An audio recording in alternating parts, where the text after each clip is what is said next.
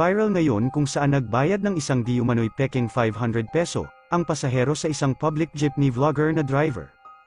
Sa panimula ng viral video ay tila isa lamang itong normal na biyahe para sa jeepney driver na ito.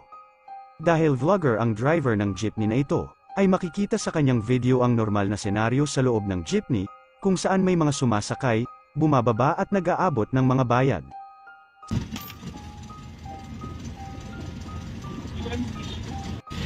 Palparan.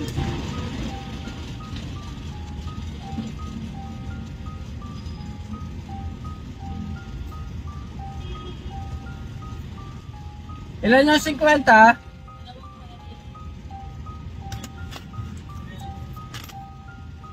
Sukli po sa 20 oh. Sa 50 po oh.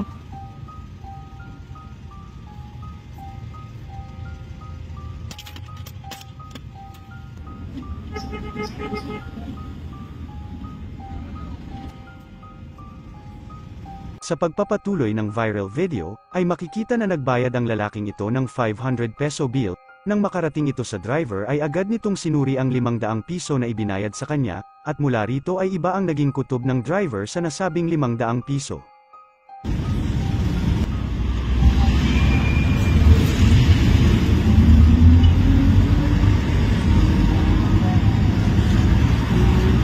Saan tong 500?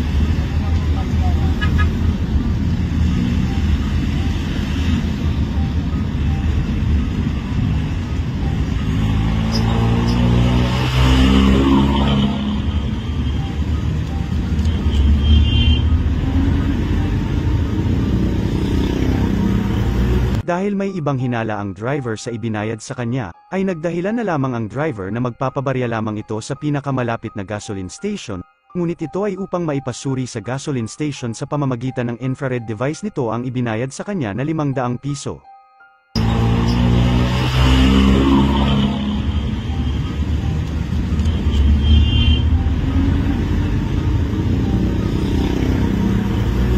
Saglit lang kuya, sukli ha, magpapalit lang tayo sa gasolinahan.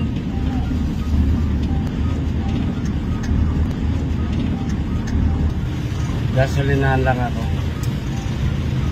Saglit lang ha, dadaan lang natin sa gasolinahan to 500 nyo. Nakakasimbar yan.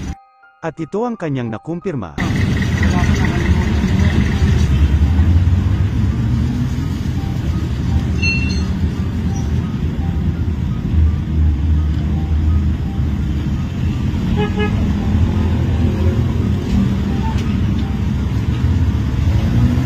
Boy!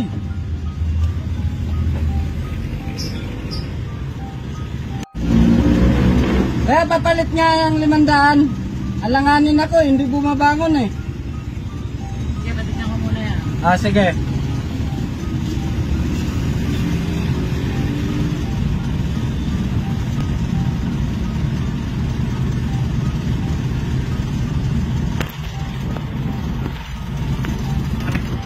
Yan.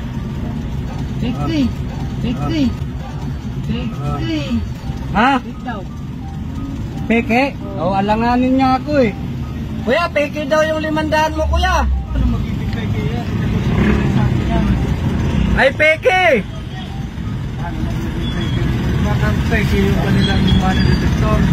Ay, hindi pwedeng magkamali kasi hindi rin bumabangon eh. Kaya alanganin ako eh. Pwede, huwag pinipilit na peke yan. Money ko na nga yan eh. Ay, hindi kuya. Peke nga eh. Kaya akin na lang, papalitan ko na. Ay, hindi pwede. Kailangan isurrender to sa pulis. Mamaya may maguyo pa kayo eh. Ay, hindi pwede. Hindi pwede. Akin naman po yun eh. Hindi nga, peke. Isusurrender to sa pulis. Babalik ko nga po yun doon sa nagsukli sa akin. Ay, hindi nga pwede. Ayun oh, may pulis oh. Huy! Huy! Huy! Bilang civilian, paano nga ba natin malalaman kung peke ang isinukli o natanggap nating pera? Ayon sa Bangko Sentral ng Pilipinas, 3 bagay ang dapat alam mo para matukoy mo agad kung tunay ba o peke ang hawak mong pera. Ito ay ang method na feel, look at tilt, o ang pagsalat, pagtingin at pagtagilip sa pera.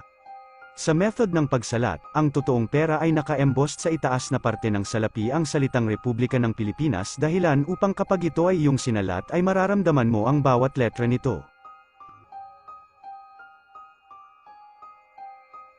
Ang method naman para sa pagtingin, ay dapat kitang-kita at detalyado ang pagkakalimbag at ang mga watermarks sa hawak mong pera, malinaw ang mga security fibers, at ang mga asymmetrical serial numbers nito.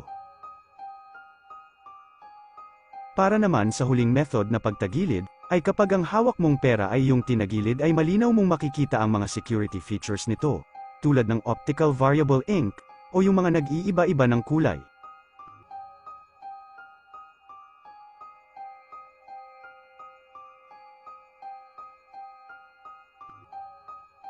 Malinaw mo rin dapat na makikita ang concealed numerical value, o ang nakatagang numero kung magkano ang hawak mong pera kapag ito ay iyong tinagilid. Kaya katulad ni Manong Driver ay maging mapanuri tayo sa mga natatanggap nating salapi. Dahil sa panahon ngayon na moderno na ang ating teknolohiya, ay hindi talaga imposible na may mga nagpapalaganap ng mga peking salapi, para lamang makapanglamang ng kapwa, at maisahan ang mga taong patas na lumalaban sa buhay. Hoy!